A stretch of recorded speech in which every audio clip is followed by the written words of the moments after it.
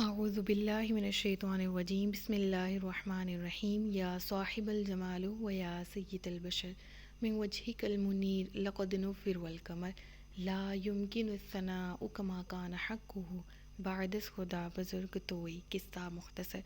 رضی اللہ عنا سیدنا و مولانا محمد صلی اللہ علیہ وآلہ وسلم ما هو اہلہ یا رب لک الحمد کما ينبغی لجلال وجهک وعظیم سلطانک رب اشرح لی صدری ویسر لی امری واحلل عقدۃ من لسانی یفقهوا قولی رب زدنی علما رب زدنی علما رب زدنی علما۔ السلام علیکم ورحمۃ اللہ وبرکاتہ۔ میں حافظہ افرا جاوید اسلام آپ سب لوگوں سے مخاطب ہوں۔ اپنے یوٹیوب چینل انفینٹ اسلام میں آپ سب لوگوں کو خوش آمدید کہتی ہوں۔ امید کرتی ہوں آپ سب لوگ خیریت سے ہوں گے، زندگی پرسکون، پر اطمینان اور ایمان بالخیر گزر رہی ہوگی۔ سورۃ النساء اردو ترجمہ اور تفسیر، اس کی آیت نمبر 48 تک ہم گزشتہ اسباق میں پڑھ چکے ہیں۔ آج کے سبق میں آیت نمبر 49 سے باقاعدہ آغاز کر رہے ہیں، جس میں اللہ رب العزت ارشاد فرماتا ہے، کیا تم نے ان لوگوں کو نہیں دیکھا جو خود اپنی پاکیزگی بیان کرتے ہیں، بلکہ اللہ جسے چاہتا ہے پاکیزہ بنا دیتا ہے، اور ان پر کھجور کے اندر کی جھلی کے برابر بھی ظلم نہیں کیا جاتا۔ اب اس آیت میں رب العالمین مخاطب ہے، کیا تم نے ان لوگوں کو نہیں دیکھا؟ اس سے مراد نبی کریم صلی اللہ علیہ وآلہ وسلم، جن پر قرآن کریم نازل فرمایا گیا، اور ہر قرآن پڑھنے والا قاری جو قرآن پڑھ رہا ہو، رب العالمین نے اس کو مخاطب کر کے فرمایا، کیا تم نے ان لوگوں کو نہیں دیکھا جو خود اپنی پاکیزگی بیان کرتے ہیں؟ یعنی اس سے مراد یہود و نصارہ ہیں، جو کہ گناہ پر ڈٹے رہنے کے باوجود، جو کہ گناہ کرنے کے باوجود، جو کہ شرک کرنے کے باوجود حضرت عیسیٰ علیہ السلام کو اور حضرت عزیر علیہ السلام کو، اور جو مشرکین تھے وہ فرشتوں کو اللہ تبارک و تعالیٰ کا شریک بناتے ہوئے معبود سمجھتے تھے، اور یہ شرکیہ کلمات، یہ شرکیہ عقیدہ اپنے ذہن میں رکھتے تھے۔ رب العالمین فرما رہے کہ آپ نے اے محبوب صلی اللہ علیہ وآلہ وسلم ان کو نہیں دیکھا، بجائے اس کے کہ وہ گناہوں سے توبہ کریں اور اپنے عقائد کو درست کریں، بلکہ وہ انہی گناہوں پر اکڑتے ہوئے اپنی انہی ہی گناہوں کی پاکیزگی بیان کرتے ہیں۔ یعنی ہم پھر بھی سچے ہیں، یعنی ان گناہوں کے کرنے کے باوجود کہتے ہیں کہ ہم حق پر ہیں، ہم تو پاکیزہ ہیں، اور ہماری جو پاک دامنی ہے، وہ ہماری جو مقبولیت ہے، یہ ساری کی ساری چیزیں وہ اپنی بیان کرتے تھے، دعوے کرتے تھے عرب کے لوگوں کے سامنے کہ ہم ہی اللہ کے محبوب بندے ہیں۔ تو رب العالمین فرما رہے کہ اللہ ہی کا کام ہے اپنے بندوں کو پاک کرنا، وہ جسے چاہتا ہے پاک کر دیتا ہے گناہوں سے، اور جو گناہوں سے پاک ہو اسے کوئی اس چیز سے غرض نہیں ہوتا ہے کہ کون اس کے خلاف کیا بات کر رہا ہے۔ دیکھیں، دور حاضر میں اگر دیکھا جائے تو ہم بہت اکثر تو ڈس ہارٹ ہو جاتے ہیں بعض اوقات، کہ ہم نیکی پر بھی ہوتے ہیں، اس کے باوجود اگر دنیاوی معاملات میں قدر نہیں کی جا رہی ہوتی تو ہم دل چھوڑ دیتے ہیں کہ ہم نے اتنا اچھا کیا وغیرہ وغیرہ۔ تو دیکھیں، نیکی کر کے گنوانا یا اپنے آپ کو خود کو فخر کے ساتھ یا خود کو اچھائی والا بتانا لوگوں کو کہ میں تو اتنا اچھا ہوں یا میں اتنی اچھی ہوں، میں تو یہ نیکی بھی کرتی ہوں وغیرہ وغیرہ، تو یہ کن کا طریقہ ہے؟ لہٰذا اپنے آپ کو اخلاص اور تقویٰ کے ساتھ ہی ہر کام کرنے کی اس طرح سے مینٹلی طور پر پریپیئر کیا کریں۔ دیکھیں، عزتیں دینے والی ذات رب العالمین کی ہے،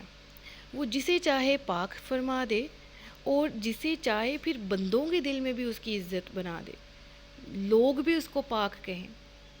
اس کے متعلق وہ خود بخود اپنی زبان سے نہ تعریفیں کرتا پھرے کہ میں پاک صاف ہوں، میں گناہوں سے پاک ہوں وغیرہ وغیرہ۔ رب العالمین فرماتا ہے کہ ان لوگوں کا جرم کیا ہے، دیکھو یہ اللہ پر کیسے جھوٹ باندھ رہے ہیں، اور کھلے گناہ کے لیے یہی جھوٹ کافی ہے۔ یعنی کیا رب العالمین پر جھوٹ باندھ رہے ہیں کہ ایک تو وہ اپنے آپ کو کہتے ہیں کہ ہم اللہ کی بارگاہ کے بڑے پاکیزہ بندے ہیں، دوسرا یہ کہ خود کو جنت کا ٹھیکیدار سمجھتے ہیں کہ ہم جنت میں ہی رہیں گے اور جہنم میں نہ جلیں گے مگر کچھ دن۔ تو رب العالمین فرماتا ہے کہ یہ وعدہ ہم نے ان سے کیا کہ یہ جنت میں ہی جائیں گے اور جہنم میں نہ جلائے جائیں گے، اور یہ اللہ پر جو جھوٹ باندھتے ہیں، اللہ کی اولاد بناتے ہیں کہ نعوذ باللہ عیسیٰ، عزیر، فرشتے یہ اللہ کی اولاد ہیں، استغفر اللہ. تو اللہ فرما رہا ہے کہ انسان کے جہنمی ہونے کے لیے یہی کافی ہے کہ وہ اللہ کے اوپر جھوٹ باندھے، اللہ کا کسی کو شریک ٹھہرائے، استغفر اللہ. پھر اگلی آیت میں فرمایا گیا کیا تم نے ان لوگوں کو نہ دیکھا جنہیں کتاب کا ایک حصہ ملا؟ وہ بت اور شیطان پر ایمان لاتے ہیں اور کافروں کو کہتے ہیں کہ یہ مشرک مسلمانوں سے زیادہ ہدایت یافتہ ہیں. اب اس آیت میں رب العالمین اپنے محبوب سے مخاطب ہو کر کیا فرما رہا ہے کہ وہ بد نصیب جنہیں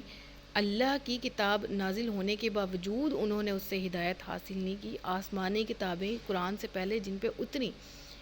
تو انہوں نے کیا کیا کہ ان کتابوں کو ان میں جو اللہ کی طرف سے ہدایت ملی تھی اس کو نہ دیکھا. سب کو جانتے بوجھتے، سب کچھ جاننے کے باوجود وہ سب کچھ سارے اعمال سے، حق اور باطل سے واقف تھے، اس کے باوجود وہ بتوں اور شیطانوں پر ایمان لے آتے تھے، انہی کو سجدے کرتے تھے، شیطان کی پیروی کرتے، بتوں کو سجدے کرتے. اور مشرکین کو راضی کرنے کے لیے اور مسلمانوں کی نفرت میں مشرکین سے ایسے کہتے، خوشامد کرتے نا ان کی، تم خوشامد کرتے ہوئے کہتے کہ جو کافروں کو کہتے یہ مشرک مسلمانوں سے زیادہ ہدایت یافتہ ہیں، یعنی کہ وہ ان کی خوشامد ان کے منہ پہ کرتے اور ان کو مزید اسٹرینتھ دینے کے لیے منافقین اور اسلام کے علاوہ جو باطل مذاہب ہیں وہ یہ کہتے کہ مسلمان تم سے زیادہ گمراہ ہیں اور تم اگر ہدایت کی پیروی کرنے والے ہو تو مسلمانوں سے بہت زیادہ اور بہت کہیں آگے ہو مقام و مرتبے میں. تو رب العالمین فرما رہے کہ یہ والی عقائد جو ان کے ہیں، یہ والی جو باتیں ان کی، یہ تو سراسر کتاب اللہ کی تعلیم کے خلاف ہیں. یہ باتیں یہ خود بھی جانتے ہیں کہ یہ اپنے منہ سے جو باتیں نکال رہے ہیں یہ غلط ہیں. تو رب العالمین فرما رہا ہے یہی وہ لوگ ہیں جن پر اللہ نے لعنت کی، اور جس پر اللہ لعنت کر دے تو ہرگز تم اس کے لیے کوئی مددگار نہیں پاؤ گے. یعنی جانتے بوجھتے جو غلط عقائد پر اپنا عقیدہ رکھتے ہیں، غلط چیز کو فالو کرتے ہیں، جانتے بوجھتے انکار کرتے ہیں، رب العالمین فرماتا ہے محبوب یہی وہ لوگ ہیں جن پر اللہ کی پھٹکار ہے، یہی وہ لوگ ہیں جو رب العالمین کی رحمت سے دور ہیں، جن پر اللہ کی پھٹکار ہوگی اور ان کا کوئی مددگار نہ دنیا میں ان کو کسی قسم کا نفع دے گا اگر یہ کفر پر تلے ہوئے ہیں، اور نہ آخرت میں انہیں کسی قسم کی مدد ملے گی. اور جس طرح یہ دنیا میں ہدایت کو ٹھکراتے ہیں تو بروز قیامت انہیں ان کے اعمال کی وجہ سے عذاب بھی دیا جائے گا. آیت نمبر 53 کیا ان کے لیے سلطنت کا کچھ حصہ ہے؟ ایسا ہو تو یہ لوگوں کو تل برابر بھی کوئی شے نہ دیتے. رب العالمین فرما رہا ہے کہ کیا یہ میری بادشاہی میں شریک ہے؟ کیا انہیں سلطنت کا کچھ حصہ ملا ہوا ہے؟ جس طرح میں مالک مختار ہوں، میں تمام چیزوں کا پیدا کرنے والا ہوں، کیا یہ کسی اس بات پر اکڑتے ہیں؟ کیا انہیں کوئی اس میں سے حصہ ملا ہے سلطنت میں سے؟ اگر تو ایسا ہوتا، اگر تو یہ کسی بھی چیز کے مالک ہوتے، ان کے پاس کچھ بھی حصہ ہوتا، تو ان کی بخل اور کنجوسی کی حالت یہ ہے، یہ بخیل ایسے ہیں کہ لوگوں کو تل بھر بھی اس میں سے جگہ نہ دیتے، وہ تل بھر بھی اس کو کسی کو عطا نہ کرتے، اس قدر کنجوس ہیں. تو اس کے باوجود وہ اعتراضات کیا کرتے تھے نبی کریم صلی اللہ علیہ وآلہ وسلم پر کہ خاندان نبوت تو بنی اسرائیل ہے، تو محمد صلی اللہ علیہ وآلہ وسلم یہ تو بنی اسرائیل سے تعلق ہی نہیں رکھتے، لہٰذا ہم ان کی نبوت نہیں مانتے. بنی اسماعیل میں تو نبوت ہم مانتے ہی نہیں، آخری نبی اس میں سے ہے. تو جس طرح کہ ہم پڑھتے آ رہے ہیں، رب العالمین کیا فرما رہا ہے، بلکہ یہ لوگوں میں سے اس چیز پر حسد کرتے ہیں جو اللہ نے انہیں اپنے فضل سے عطا فرمائی. یعنی اے محبوب صلی اللہ علیہ وآلہ وسلم یہ کفار اور یہ جو یہودی ہیں یہ آپ کی نبوت پر طرح طرح کے اعتراضات کرتے ہیں، اور ان کے اعتراضات کرنے کی وجہ کیا ہے؟ ان کا اپنا حسد ہے، وہ آپ سے حسد کرتے ہیں کیونکہ اللہ تعالیٰ نے آپ کو اپنے فضل و کرم سے نبوت بھی عطا کی، سلطنت بھی، تمام اختیارات بھی، اور کثیر امت بھی، یعنی آپ کی امت کو اسٹرینتھ دی، طاقت دی، اور آپ کی امت پھیلی پوری دنیا میں. اور جس طرح سے کچھ مشرکین جو ہیں، کچھ یہود اہل کتاب، وہ اس چیز کا بھی اعتراض کرتے تھے کہ نبی کے نکاح میں اگر 9 بیویاں ہیں تو نبی کو تو تارک دنیا چھوڑ دینی چاہیے، صرف اور صرف ایک جگہ تنہائی اختیار کر لینی چاہیے. ارے وہ یہ نہ جانتے تھے کہ اگر نبی کریم صلی اللہ علیہ وآلہ وسلم باپ ہیں تو بے مثال باپ بنے، اگر وہ شوہر بنے تو بے مثال شوہر بنے. نبی ہیں تو وہ تمام نبیوں سے افضل ہیں، الغرض انسان ہیں، سید البشر یا صاحب الجمال و یا سید البشر، وہ تو سید البشر ہیں۔ تو فرمایا گیا کہ نبی کریم صلی اللہ علیہ وآلہ وسلم پر یہ والے جو من گھڑت اعتراضات ہیں جن کی کوئی بنیاد نہیں ہے، اس طرح تو اگر دیکھا جائے، فرمایا گیا کہ پس بے شک ہم نے ابراہیم کی اولاد کو کتاب اور حکمت عطا فرمائی اور انہیں بہت بڑی سلطنت دی تھی۔ یعنی جس طرح سے یہ حضرت ابراہیم علیہ الصلوۃ والسلام کو ہی اپنا بڑا اور بزرگ مانتے تھے اور باطل عقائد میں ان کو بھی لے آتے تھے اور ان سے منسلک کرتے تھے، تو جس طرح وہ اپنے ہر بات میں حضرت ابراہیم علیہ الصلوۃ والسلام کو اور ان کے دور کو لے آتے تھے، تو رب العالمین نے فرمایا اس آیت کے اس حصے میں کہ آل ابراہیم بنی اسرائیل جو تھے وہ بھی رسول ہم نے ہی ان تمام لوگوں کو نبوت عطا کی جو نبوت کے مستحق تھے، اور انہیں کتاب الہی جن جن نبیوں پر اتری، صحائف اترے، تو یہ تمام کے تمام اسرار طریقت، نئی شریعت ان کو دی، اور بعض نبیوں کو پچھلی جو شریعت ہے ان کا ہی تابع کیا۔ تو نبی کریم صلی اللہ علیہ وآلہ وسلم کو فرمایا جا رہا ہے کہ آپ سے پہلے بھی جو نبی گزرے ہیں ان کو بھی تو عظیم الشان ملک کا بادشاہ بنایا گیا تھا، جیسے کہ حضرت یوسف علیہ الصلوۃ والسلام ہے، اور اسی طرح سے حضرت داؤد علیہ الصلوۃ والسلام، حضرت سلیمان علیہ الصلوۃ والسلام، یہ نبی بھی تھے اور بڑے شاندار بادشاہ بھی تھے، اور حضرت داؤد اور حضرت سلیمان علیہ السلام کی جو بیویاں ہیں ان کی تعداد بھی کافی تھی۔ تو جب وہ حضرات اتنے بڑے بادشاہ ہوئے اور اتنی بیویاں رکھنے کے باوجود سچے نبی ہیں اور یہ یہود و نصارہ ان کو مانتے ہیں، تو یہ آپ کی نبوت پر کیوں اعتراض کرتے ہیں؟ تو لہٰذا اے نبی کریم صلی اللہ علیہ وآلہ وسلم، یہ آپ کی شان سے حسد کرتے ہیں، لہٰذا آپ کو کیا فرمایا گیا؟ آیت نمبر 55، پھر ان میں کوئی تو اس پر ایمان لے آیا اور کسی نے ان سے منہ پھیرا اور عذاب کے لیے جہنم ہی کافی ہے۔ یعنی آپ کی نبوت پر، آپ کی شان پر اعتراض کرنے والے، اے محبوب صلی اللہ علیہ وآلہ وسلم، آپ پر ایمان نہ لانے والے، آپ ان کے بارے میں بالکل بھی غم نہ کیجیے، رنج نہ کریں۔ یہ تو ہمیشہ سے ہوتا چلا آ رہا ہے کہ کسی نبی پر سارے لوگ ایمان جو ہیں وہ نہ لائے، بعض لوگ ایمان لاتے، بعض نہ لاتے۔ رب العالمین فرماتے ہیں جو ایمان نہ لانے والے ہیں کافر، وہ جو اڑے ہوئے اپنے کفر پر اپنے حسد کی وجہ سے، رب العالمین فرماتا ہے کہ یہ ان کے لیے ہی برا ثابت ہوگا اور ان کے لیے دردناک عذاب ہے جو جانتے بوجھتے کلام حق سے منہ پھیرنے والے ہیں۔ آیت نمبر 56، بے شک وہ لوگ جنہوں نے ہماری آیتوں کا انکار کیا، ان قریب ہم ان کو آگ میں داخل کریں گے۔ جب کبھی ان کی کھالیں خوب جل جائیں گی تو ہم ان کی کھالوں کو دوسری کھالوں سے بدل دیں گے کہ عذاب کا مزہ چکھ لیں، بے شک اللہ زبردست ہے، حکمت والا ہے۔ استغفر اللہ، اتنی اس آیت سے عبرت پکڑنی چاہیے۔ کیا فرمایا گیا؟ جو میری آیتوں کا، جو ہماری آیتوں کا انکار کرنے والے ہیں، ان قریب ہم ان کو آگ میں داخل کریں گے۔ وہ لوگ جنہوں نے ہمارے قرآن کی آیتوں کو، محبوب کے فرمانوں کو، ان کے معجزات کو جھٹلایا، اس کا انکار کیا، ہمارے نبیوں کے جو معجزات تھے، ان کے احکامات تھے، ان کا انکار کیا، رب العالمین فرماتے ہیں ہم انہیں ان قریب دوزخ کی بھڑکتی ہوئی آگ میں تپانے کے لیے پہنچائیں گے۔ وہاں ان کی کیفیت بتائے گی کہ جب وہ کبھی ان کفار کی کھالیں جب پک جائیں گی، پک کے جل جائیں گی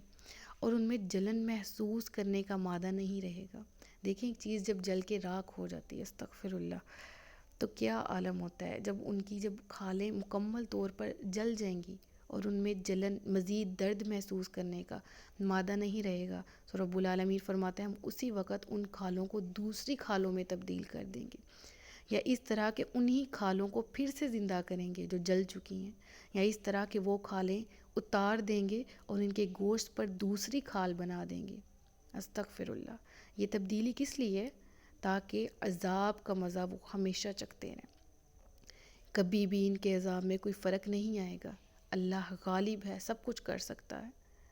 دیکھیں دنیاوی طور پر بھی دیکھیں نا تو ہمارے جو سکن ہے اس پہ ساری چیزوں کا اثر ہوتا ہے، کھال پہ، جسم کی کھال پہ ہی اثر، یہی اثر قبول کرنے والی ہے۔ تو جلے کا اثر جب ہوتا ہے، استغفر اللہ، تو پھر جب کھال مکمل جل جائے گی، رب فرماتا ہے میں کھال بدل دوں گا، اس کھال کو پھر بدل دوں گا، جب اس میں تکلیف سہنے کا مادہ ختم ہوگا میں نئی کھال دے دوں گا تاکہ عذاب میں کسی قسم کی کمی نہ آئے۔ استغفر اللہ۔ اللہ تعالیٰ ہم سب کو اپنے عذاب سے بچا کے رکھے، اپنے غضب اور غصے سے بچا کے رکھے۔ رب فرماتا ہے بے شک اللہ زبردست ہے، حکمت والا ہے، اللہ سے کوئی بھی چیز اللہ کے قریب ناممکن نہیں ہے، وہ غالب ہے، وہ تمام کچھ کر سکتا ہے، اسے کوئی کسی قسم کی سزا دینے سے روک نہیں سکتا، وہ حکمت والا بھی ہے۔ یعنی دنیا میں بھی اگر وہ اس طرح کے عذاب میں مبتلا نہیں فرما رہا تو اس کا مطلب ہے وہ ڈیل دے رہا ہے، تو اس ڈیل سے ناجائز فائدہ نہ اٹھایا جائے بلکہ رجوع کیا جائے۔ اللہ تعالیٰ تمام مسلمانوں کو بھی دین برحق کی پیروی کی توفیق دے، اور جو باطل ادیان ہیں انہیں ان کے ماننے والوں کو ان ادیان کو چھوڑ کے دین اسلام میں داخل ہونے کی توفیق عطا فرمائے۔ آیت نمبر 57، اور وہ لوگ جو ایمان لائے اور انہوں نے اچھے عمل کیے اور ان قریب ہم انہیں ان باغوں میں داخل کریں گے جن کے نیچے نہریں جاری ہیں۔ دیکھیں ایمان، میں اکثر کہا کرتی ہوں کہ جو ایمان ہے وہ جڑ کی حیثیت رکھتا ہے اور نیک اعمال شاخیں ہیں، پھر ہی ایک تناور درخت بنتا ہے، ٹھیک ہے؟ اور اپنے ایمان اور اپنے نیک اعمال کے ساتھ اپنی جنت کی فکر کیجیے، جنت کمانے کی فکر کیجیے۔ جب ایمان پاس ہوگا، نیک اعمال ساتھ ہوں گے، دل سے بھی زبان سے بھی ایمان کا اقرار کیا جائے گا اور ایمان کے احکامات پر عمل کیا جائے گا۔ رب فرماتا ہے ان کے لیے ہم نے جنت میں باغات تیار کر رکھے ہیں، ان کے ثواب کے لیے ایسے گھنے باغوں میں انہیں داخل کریں گے جن کے نیچے نہریں جاری۔ نہریں کون سی ہیں؟ دودھ کی، شہد کی، پانی کی، شرابن طہورا یعنی شراب طہور وغیرہ کی نہریں جاری ہیں۔ جنتی ان باغوں میں ہمیشہ رہیں گے، نہ وہ کبھی مریں گے، نہ کبھی مر کر یا تبدیل ہو کر وہ کسی بھی طرح وہاں سے نکلیں گے۔ ان باغوں میں کبھی خزاں نہیں آئے گی۔ دنیا کے باغوں میں تو آ جاتی نا، درخت کے پتے گر گئے، خزاں کا موسم، وہ ہمیشہ ہرے بھرے رہیں گے، ہر طرح سے پاک اور صاف رہیں گے۔ انہوں نے وہاں پر پاک اور صاف زوجہ بیویاں بھی عطا کی جائیں گی جو ہر قسم کی ظاہری اور باطنی گندگی سے پاک ہوں گی۔ ہم انہیں ایسے آرام دہ سائے میں رکھیں گے جو گنا بھی ہوگا، ہمیشہ رہنے والا بھی ہوگا، وہاں سورج نہیں ہوگا اور نہ ہی دھوپ ہوگی، سایہ ہی سایہ ہوگا، اور یہ ان کا انعام ہے جو دنیا میں رب کو راضی کر چکے۔ اللہ تعالی ہم سب کو اپنی رضا کا ساتھ دے۔ صدق اللہ العلی العظیم۔ ایک آیت کا مزید شمار کر لیتے ہیں۔ بے شک اللہ تمہیں حکم دیتا ہے امانتیں جن کی ہیں ان کے سپرد کر دو، اور یہ کہ جب تم لوگوں میں فیصلہ کرو تو انصاف کے ساتھ فیصلہ کرو، بے شک اللہ تمہیں کیا ہی خوب نصیحت فرماتا ہے۔ فرمایا گیا ہے محبوب صلی اللہ علیہ وآلہ وسلم، اور پھر صحابہ کرام اور تمام مسلمانوں سے خطاب کیا جا رہا ہے، اللہ تم کو تاکیدی حکم دیتا ہے کہ تم ہر قسم کی مالی ہے، جانی ہے، ایمانی، روحانی، رازداری، تمام تر ایمانداری کی جو باتیں ہیں، جو امانت داری کے جو مستحق ہیں، جنہوں نے تمہیں امانت دی ہے، وہ کسی بھی طرح کی ہو، ان کے اس امانت میں خیانت نہ کرو۔ دیکھیں امانتیں تین قسم کی ہیں۔ اللہ کی امانت یعنی انسان کے اعضائے بدنی، رب کی امانت ہے اللہ کے بہت سے احسانات ہیں انسان کے اوپر، تو ان تمام کے ذریعے اللہ کی نافرمانی نہ کرنا، اللہ کی اطاعت گزاری کرنا، یہ امانت داری ہے۔ برے کاموں سے بچے رہنا، یہ امانت داری، اور برے کام کرنا خیانت ہے۔ اسی طرح جو ایک امانت نفس کی بھی ہے، یعنی نفس کے بھی ہم پہ حقوق ہیں، وہ ادا کرنا بھی امانت ہے۔ ان کے خلاف جانا خیانت ہے، یعنی کہ جائز طور پر اگر ہمیں حکم دیا جا رہا ہے کہ جو ہے جائز طور پر کھانا ہے، مال کمانا ہے، تو جائز طریقے کے اندر رہتے ہوئے یہ تمام کام کرنے، تو جو تم سے اہل لوگ ہیں جن کی امانتیں تمہارے پاس ہیں، ان کی امانتوں کی حفاظت کرنا، یعنی ان کے حقوق کی حفاظت کرنا، ان کے حقوق کی حفاظت نہ کرنا بھی امانت میں خیانت ہوتا ہے، جس طرح بچوں کے حق ہوتے ہیں خود پر۔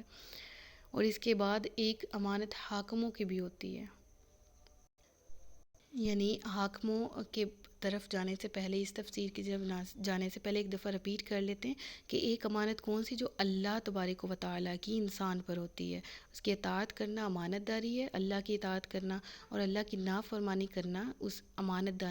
داری میں خیانت ہے۔ پھر دوسری نفس کی امانت داری ہے، یعنی جائز طور پر مال کمانا، ٹھیک ہے، اور جائز طور پر حلال طریقے سے کما کے کھانا، ٹھیک ہے، سونا، آرام کرنا، یہ ساری چیزیں جو اپنے آرام کے لیے ہوں گناہ پر مبنی نہ ہو تو یہ امانت داری، بلکہ پھر بھوکا رہ کر خود کو ہلاک کرنا جان بوجھ کے، یہ جو ہے وہ خیانت میں آ جاتا ہے، ٹھیک ہے۔ پھر اسی طرح لوگوں کی امانت اور دیت، جس طرح میں نے بات کی ہے، ابھی حاکموں کو بھی آگے حکم آئے گا، تو لوگوں کی جو امانتیں آپ کے پاس ہو، ٹھیک ہے، اس کو بھی صحیح طریقے سے ادا کرنا، جو لوگوں کے تم پر حقوق ہیں، بچوں کے حق انہیں دینا، یہ تمام چیزیں امانت داری ہیں، اس کے خلاف خیانت نہیں، اس کے خلاف اگر کوئی کرتا ہے تو وہ خیانت ہوگی۔ تو آگے حاکموں کو کیا حکم دیا جا رہا ہے کہ اللہ تعالیٰ تمہیں حکم دیتا ہے کہ جب کوئی مقدمہ تمہارے پاس آئے تو فریقین کے درمیان اگر تم صلح کروانا چاہو تو انصاف پر مبنی کام کرو، اور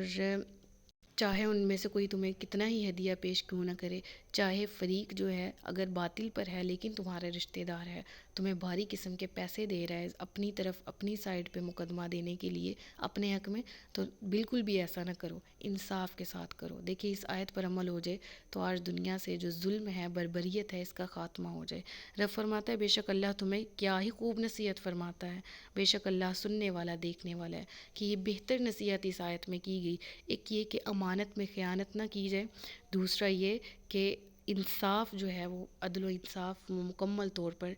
مملکت پہ کیا جائے، لوگوں کے ساتھ، رشتوں کے ساتھ ہر طرح کا انصاف کیا جائے، یہ بہتر نصیحت ہے اگر اس پہ عمل کیا جائے۔ صدق اللہ العلی العظیم و صدق رسولہ النبی الکریم ونحن علی ذلک من الشاہدین والشاکرین وما علینا الا البلاغ المبین۔ سچ فرمایا اللہ نے جو عظمت والا ہے۔ مجھے دعاؤں میں یاد رکھیے گا، اپنا خیال رکھیے گا، اپنے سے زیادہ دوسروں کا۔ تاجدار ختم نبوت زندہ باد، پاکستان ہمیشہ زندہ باد۔ السلام علیکم ورحمۃ اللہ وبرکاتہ۔